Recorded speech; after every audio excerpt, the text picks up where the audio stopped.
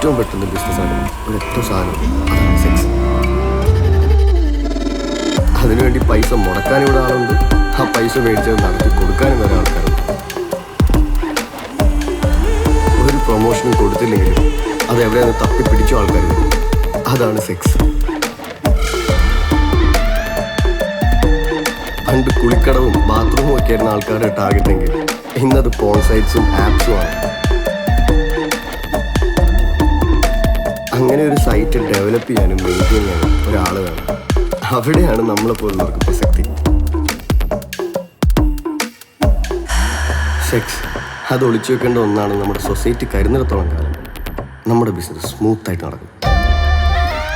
അപ്പോ ഡീലെപ്പി നിന്റെ കാര്യങ്ങള് നീ നേരിട്ട് തന്നെ സംസാരിച്ചു, അതല്ലേ നല്ലത്. അതായത് ഈ പേജ് റേറ്റ് ജോയിൻ ചെയ്യുന്ന ആൾക്കാർക്ക് അനുസരിച്ചിട്ടാണ്. ഫോർ എക്സാമ്പിൾ പറയുകയാണെങ്കിൽ ഒരു 10,000 പേരുള്ള ഒരു പേജ് ആണെങ്കിൽ 1 lakh ആണ് ചാർജ്. പിന്നെ 1 year മെയിൻ്റനൻസിന് അനദർ 1 lakh. അത് നമുക്ക് അഡ്വാൻസ് ആയിട്ട് തരണം. அந்த 1 year മെയിൻ്റനൻസ് എടുക്കുന്ന പുറിയല്ല.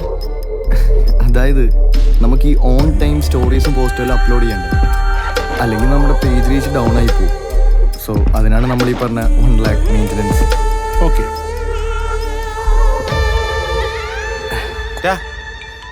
ശരിക്കും നീ എന്തിനാ വന്നേ?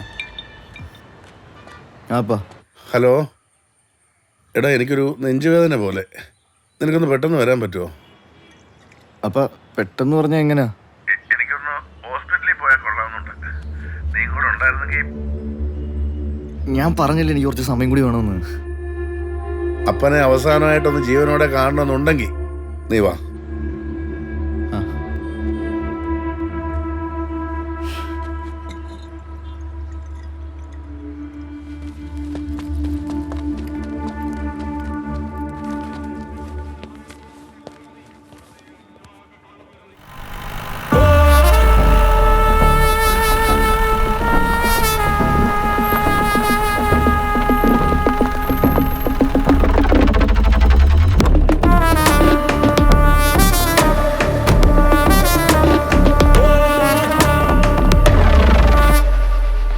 സാറെ കഞ്ചാവ് അടിച്ച് ബസ്സിൽ ബഹളം ഉണ്ടാക്കിയ പയ്യന്റെ അപ്പന.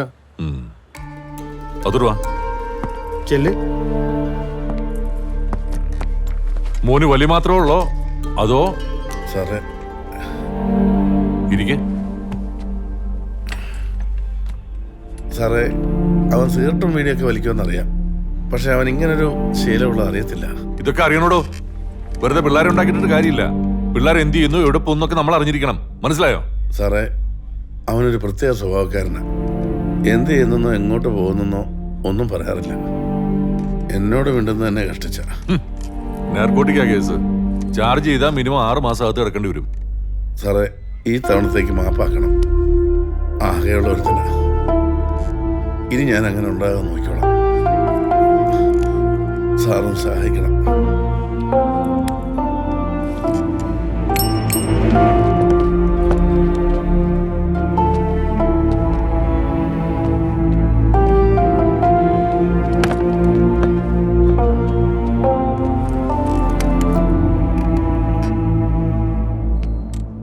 എത്ര നാളാണ് ഈ പരിപാടി തുടങ്ങിയിട്ട്? നിനക്ക് എന്റെ കച്ചവടം ഉണ്ടോടാ?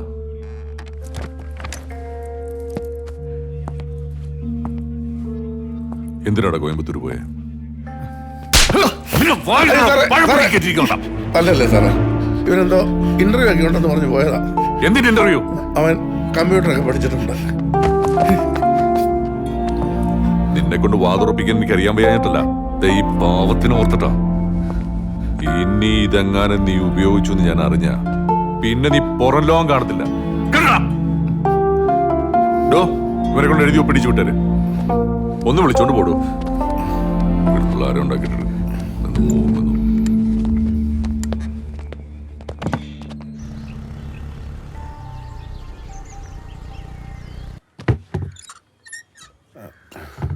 എടാ ടിനു, എഴുന്നേക്കേ. എഴുന്നേക്കാൻ ഞാൻ എടുത്ത് വെച്ചേക്കുന്നു. കുടിച്ചേച്ച് പോയി കുളി. 10 മണി ആരും എഴുന്നേക്കില്ല.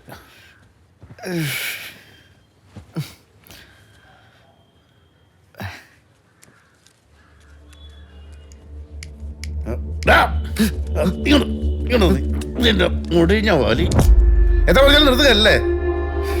എന്നിട്ട് ഞാൻ എടുത്ത് കുടിക്കേ ഉണ്ട്.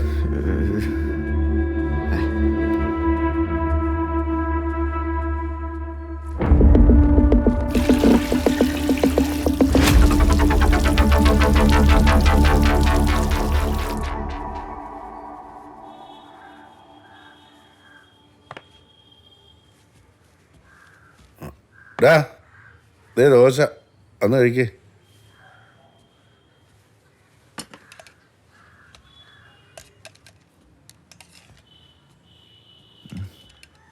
അപ്പനത് എന്ത് പറ്റി?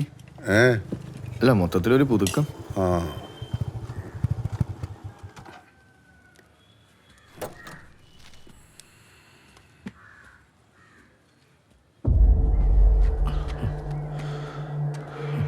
അവനവിടെ ആളകത്തുണ്ട്. അവിടെ ഇരുന്ന് ഭക്ഷണം കഴിച്ചോണ്ടിരിക്കുക. വാ.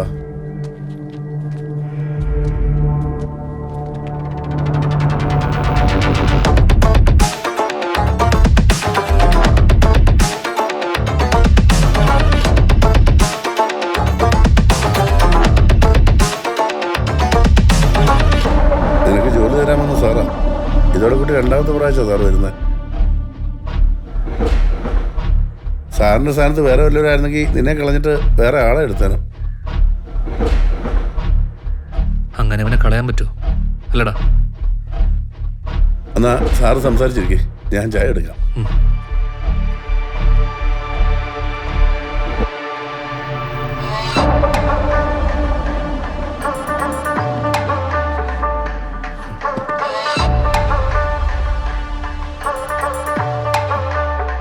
നന്നായി കഴിക്കും. പോയിട്ട് നമുക്ക് കുറച്ച് പണികളുണ്ട്.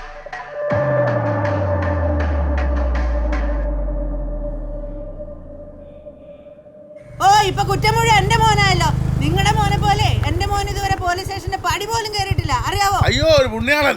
എടി പോലീസിന് കോടതിക്ക് ആണെങ്കിൽ പറഞ്ഞിട്ടുള്ള നിന്റെ മോനെ പോലെ മോനക്കല്ല. മനസ്സിലായടി? കയറിപ്പടിയത് എന്നോട് കയറിപ്പോ പറയാൻ താനാരടോ? എന്താണോ എന്താന്ന് എടോ ചോദിച്ച കേട്ടില്ലേ എന്താന്ന്? ഞാനൊന്ന് ടിനുവിനെ കാണാൻ വേണ്ടി വന്നതാ. ആ അവൻ ഒറ്റ കാരണം ഞാൻ കണ്ടോളുമാരുടെ വായിരിക്കുന്നത് കേട്ടോണ്ടിരിക്കുന്നത്. അവനെ കൊണ്ട് എങ്ങോട്ട് കേട്ടെടുക്കാനാണാവോ? അതല്ല, അവനൊരു ജോലിക്കാരൻ സംസാരിക്കാൻ വേണ്ടി. അയ്യോ എനിക്ക് പെട്ടെന്ന് ആളെ മനസ്സിലായില്ലായിരുന്നു. ഞാൻ ഓർത്തു ഏതൊരു അലൂരത്തായിരിക്കുമെന്ന്. ഇവിടെ മൊത്തം അസൂയക്കാരാ. സാർ അകത്തോട്ട് വാ. ഇരിക്കേ. ആ, ഹോണ്ടയുടെ ഷോറൂമിൽ കഴിഞ്ഞ ദിവസം ഇന്റർവ്യൂവിന് വന്നിരുന്നു. അത് പറയാൻ വേണ്ടി ഞാൻ 1-2 തവണ വിളിച്ചു, പക്ഷെ എടുത്തില്ല.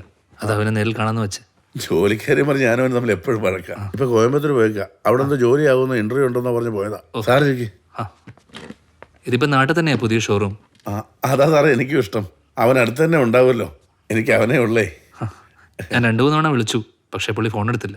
അയ്യോ അത് ഞാൻ ചിലപ്പോൾ വിളിച്ചാലും അങ്ങനെ ഒരു പ്രത്യേക സ്വഭാവക്കാരനാ. ഞാൻ സാറിന് ചായ എടുക്കാം. വേണമെന്നില്ല, എനിക്കിപ്പോ അത്. അയ്യോ ഇടണ്ട, ഇവിടെ എപ്പോഴും ഇട്ട് വെച്ചേക്കും. ഇടയ്ക്കിടയ്ക്ക് കുടിക്കുന്ന സ്വഭാവം എനിക്കുണ്ട്. കട്ടന.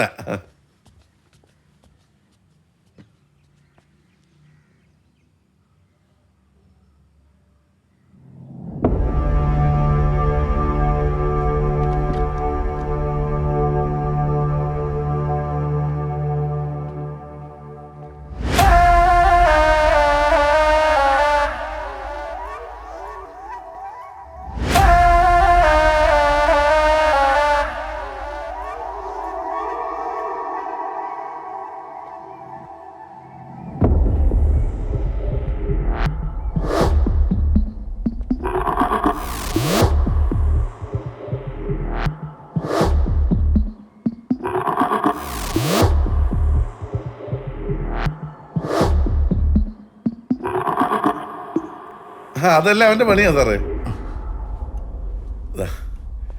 അവൻ വരച്ച പടങ്ങളാ ഇതൊക്കെ. അവനെ പഠിപ്പിച്ച സാറുമാർ പറയും എന്നാ ഉഗ്രം വര അവൻ്റെ എന്ന്. എല്ലാം ഈ വര എല്ലാം അവൻ ഫേസ്ബുക്കിലിടും. എന്നെയും കാണിക്കും. ഒരുപാട് ലൈക്കും കിട്ടും. ഒരാളെ അവൻ കണ്ട എത്ര നാൾ കഴിഞ്ഞിട്ടാലും ഡിറ്റോ അതുപോലെ വരയ്ക്കും. അത്ര മിടുക്കനവൻ. അവന്റെ മിടുക്ക് കണ്ടിട്ട് അവന് ഞാൻ പണി കൊടുക്കാന്ന് വെച്ചു. അല്ല, ഈ ചിത്രവരെ. സാറിന്റെ പേരെന്താന്ന് പറഞ്ഞേ? വിനോദ്. ആ അവൻ വിളിക്കുമ്പോൾ ഞാൻ സാർ വന്ന കാര്യം പറയാം. ഇപ്പൊ വിളിച്ചിട്ട് കാര്യമില്ല, നല്ല ഉറക്കായിരിക്കും. രാത്രിയിലാണല്ലോ അവനൊട്ടും ഉറക്കവും ഇല്ല. എന്നാ സ്വഭാവമാണോ? ഇത്തരത്തിലുള്ള കലാകാരന്മാർ രാത്രി ഉറങ്ങാറില്ലല്ലോ. അതായിരിക്കും. പക്ഷെ നമ്മുടെ ഡ്യൂട്ടി പകലാണ്. അതെ. അപ്പൊ ഞാൻ അങ്ങോട്ട് എന്നാ ആയിക്കോട്ടെ സാറേ, ആയിക്കോട്ടെ.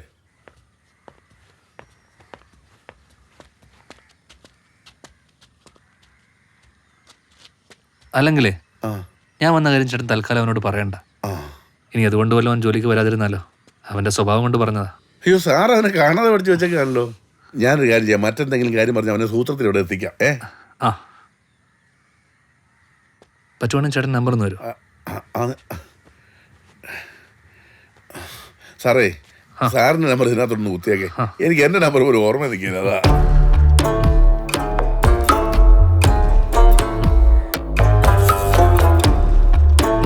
ശരി, അപ്പൊ ശരി ചേട്ടാ. ശരി സാറേ, ആയിക്കോട്ടെ. അപ്പനെ അവസാനമായിട്ടൊന്ന് ജീവനോടെ കാണണമെന്നുണ്ടെങ്കിൽ നീ വാ.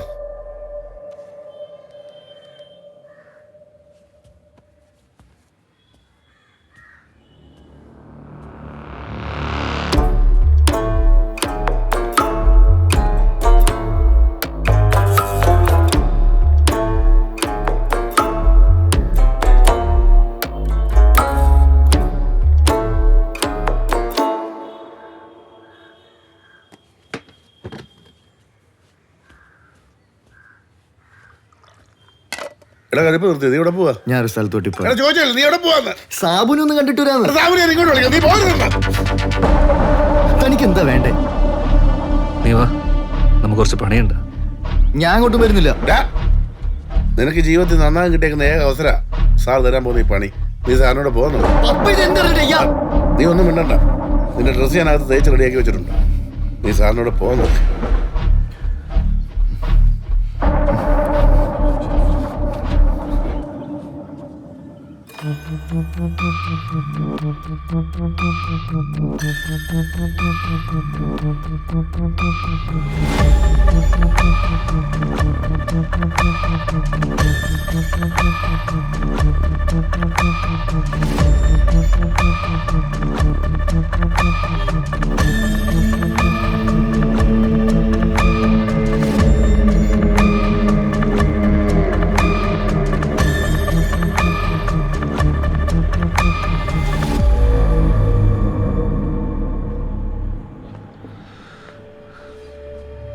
നീ വരുന്നില്ലേ വരണ്ട, പക്ഷെ നിന്നെയും കാത്തൊരാൾ അവിടെ ഇരിപ്പുണ്ട്. വരുന്നില്ല എന്ന് നീ തന്നെ വിളിച്ച് പറഞ്ഞേ.